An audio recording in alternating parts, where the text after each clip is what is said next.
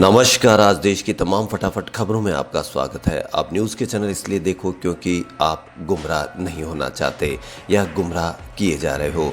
तो आप कोई सी भी न्यूज़ जो आपको मीडिया चैनलों पर दिखाई जा रही है उसकी सच्चाई देखने के लिए आप ज़रूर दूसरे चैनल भी देखें और उन चैनलों को भी देखें जिनमें उनके बारे में सच्चाई बताई जाती है।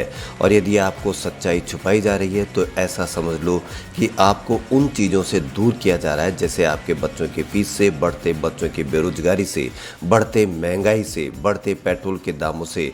क्या आपको पता है कि आपके शहर में पेट्रोल के दाम कितने चल रहे हैं? क्या आपको पता है कि पेट्रोल के दामों को कम करने के लिए क्या योजनाएं की जा रही है? लेकिन आपको उनके बारे में बताया जा रहा है जो आपसे संबंधित नहीं है या जिनके बारे में आपको जानना ज़रूरी है या नहीं, यह आप एक बार विचार करें। तो बढ़ते हैं खबरों की ओर। कांग्रेस कार्य समिति की शनिवार सुबह यानी आज अहम बैठक होने वाली है। बैठक में कांग्रेस के नए अध्यक्ष के चुनाव पर कोई फैसला हो सकता है। कांग्रेस कार्य समिति की बैठक में किसी भी अनुशासनात्मक कार्रवाई पर कोई चर्चा होने की संभावना नहीं है, लेकिन आगामी विधानसभा चुनाव को लेकर निश्चित तौर पर चर्चा होने के आसार है। साथ ही पार्टी में सभी धड़ों को एकजुट होने की जरूरत पर जोर होगा। सूत्रों ने बताया कि कांग्रेस की इस शीर्ष निर्णय लेने वाली कांग्रेस कार्य समिति की बैठक में संगठनात्मक चुनाव को हरी झंडी दी जा सकती है। इसमें अध्यक्ष पद के लिए अंतरिम चुनाव की बजाय पूर्णकालीन कांग्रेस अध्यक्ष का चुनाव शामिल है। वर्ष 2019 के लोकसभा चुनाव के बाद राहुल गांधी ने कांग्रेस अध्यक्ष पद से इस्तीफा दे दिया था और सोनिया गांधी पार्टी के अंतरिम अध्यक्ष बनी थी। कांग्रेस कार्य समिति की शनिवार को सुबह 10 बजे अहम बैठक है।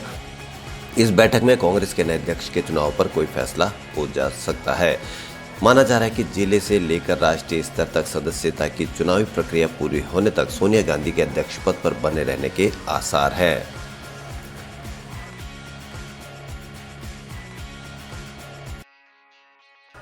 देश में सर्दियों की आहट के साथ ही प्रदूषण में भी इजाफा हो रहा है। दिल्ली, उत्तर प्रदेश, हरियाणा जैसे राज्यों में वायु प्रदूषण बढ़ गया है। यही कारण है कि देश के सबसे प्रदूषित शहरों में टॉप 10 में ज़्यादातर दिल्ली एनसीआर के शहर हैं। इनमें उत्तर प्रदेश का ग्रेटर नोएडा पहले स्थान पर है, वहीं इसके बाद दूसरे स्थान पर हरियाणा का गुरुग्राम शामिल है। सबसे ज़्यादा प्रदूषित 10 शहरों में हरियाणा के 5, उत्तर प्रदेश के 3 शहरों के साथ राजस्थान और गुजरात के एक शहर शामिल है।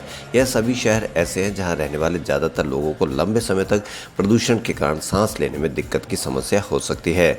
देश के सबसे प्रदूषित शहरों की सूची में पहले स्थान पर मौजूद ग्रेटर नोएडा का वायु गुणवत्ता सूचकांक 288 है। इसके बाद गुरुग्राम 274, मानेसर 269, गाजियाबाद 268, मुरादाबाद 264 रिकॉर्ड किया गया है। इन सभी शहरों में वायु की गुणवत्ता खराब पाई गई है।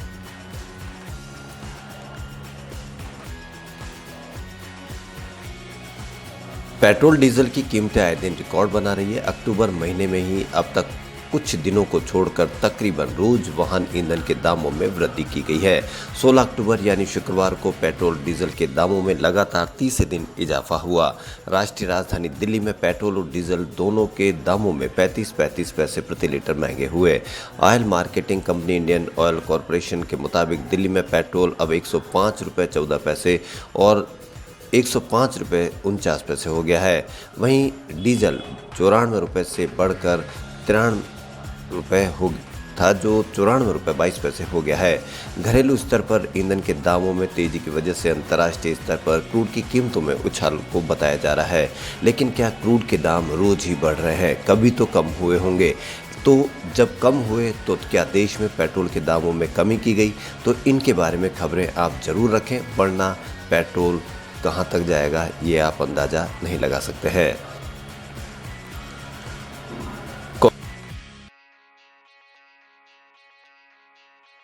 कांग्रेस ने शुक्रवार को आरोप लगाया कि केंद्रीय स्वास्थ्य मंत्री मनसुख मांडविया ने अखिल भारतीय आयुर्विज्ञान संस्थान में भर्ती पूर्व प्रधानमंत्री मनमोहन सिंह से गुरुवार को मुलाकात के बाद उनकी तस्वीरें साझा करके हर नैतिक मूल्य और देश के पूर्व प्रधानमंत्री की निजता का हनन किया है। पार्टी के मुख्य प्रवक्ता रणदीप सुरजेवाला ने ट्वीट किया, भाजपा के लिए हर चीज फोटोप है, शर्म आनी चाहिए देश के स्वास्थ्य मंत्री को। उन्होंने एम्स में भर्ती पिता तुल्य पूर्व प्रधानमंत्री से मुलाकात की, पीआर स्टंट बनाया। यह हर नैतिक मूल्य का उल्लंघन है। पूर्व प्रधानमंत्री की निजता का हनन है, स्थापित परंपराओं का अपमान है, माफी मांगे। उधर पूर्व प्रधानमंत्री की पुत्री दमन सिंह ने समाचार पोर्टल द प्रिंट से बातचीत में आरोप लगाया कि केंद्रीय स्वास्थ्य मंत्री के साथ एक फोटोग्राफर के भी उस वार्ड में घुस जाने से परेशान थी जिसमें मनमोहन सिंह भर्ती थे। दमन सिंह ने कहा कि मेरी मां बहुत परेशान थी, मेरे माता पिता एक मुश्किल हालात से उबरने की कोशिश कर रहे हैं, वे बुजुर्ग हैं, वो कोई चिड़ियाघर में मौजूद जानवर नहीं है। मांडविया ने गुरुवार को सिंह से मुलाकात कर उनकी सेहत का हाल जाना था। उन्होंने ट्वीट कर कहा था कि आज पूर्व प्रधानमंत्री डॉक्टर मनमोहन सिंह जी से एम्स में मुलाकात की, उनके स्वास्थ्य के विषय में जानकारी ली, मैं उनके शीघ्र स्वास्थ्य होने की कामना करता हूं।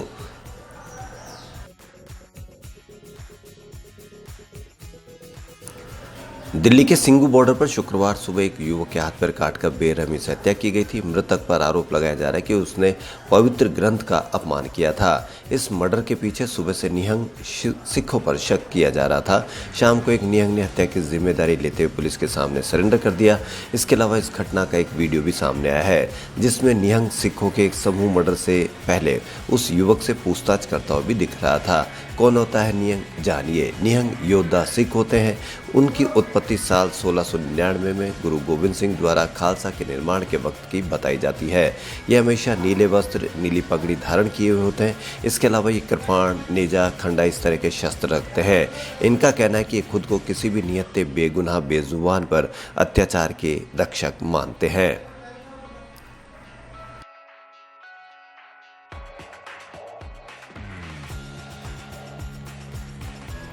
टीम इंडिया के पूर्व दिग्गज खिलाड़ी राहुल द्रविड़ अब भारतीय क्रिकेट टीम के कोच होंगे। T20 वर्ल्ड कप के बाद वो टीम के साथ जुड़ेंगे।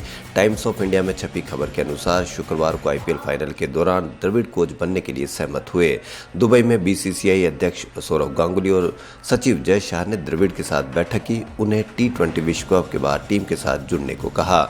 द्रविड़ 2023 वर्ल्ड कप तक टीम के कोच बने रहेंगे। द्रविड़ के अलावा पारस महाब्रे को गेंदबाजी कोच चुना गया है। उनका कार्यकाल भी 2023 के वर्ल्ड कप तक होगा।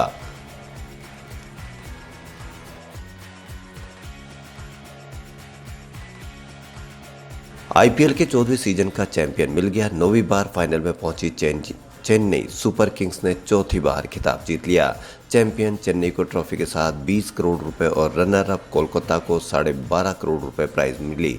फाइनल मैच के मैन ऑफ द मैच को 5 लाख रुपए मिले। वहीं सबसे ज्यादा विकेट लेने वाले RCB के हर्षल पटेल को पर्पल कैप के साथ 10 लाख रुपए मिले। पटेल ने सीजन के सबसे ज्यादा विकेट झटके। उन्होंने पर्पल कैप के साथ ही game changer of the season और most valuable player of the season का अवार्ड भी जीता।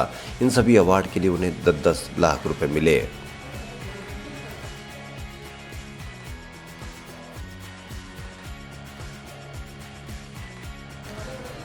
आदित्य राय कपूर लंबे समय बाद अपनी अपकमिंग अनटाइटल्ड फिल्म की शूटिंग शुरू कर दी है। उनकी फिल्म तमिल हिट थाडम की हिंदी रीमेक है। यह थ्रिलर जॉनर फिल्म में आदित्य राय कपूर बिल्कुल अलग अवतार के साथ पहली बार डबल रोल में नजर आएंगे। वहीं मृणाल ठाकुर एक पुलिस वाले का किरदार निभाएंगे। वर्धन केतकर इस फिल्म में डायरेक्शन से अपना डेब्यू करेंगे। फिल्म का producer Bhushan Kumar kitty series और मुराद खेतानी से सिने वन स्टूडियो बैनर कर रहा है। खबरों फिलहाल इतना ही। यदि आपको हमारा चैनल पसंद आए तो लाइक, सब्सक्राइब, शेयर अवश्य करें। धन्यवाद।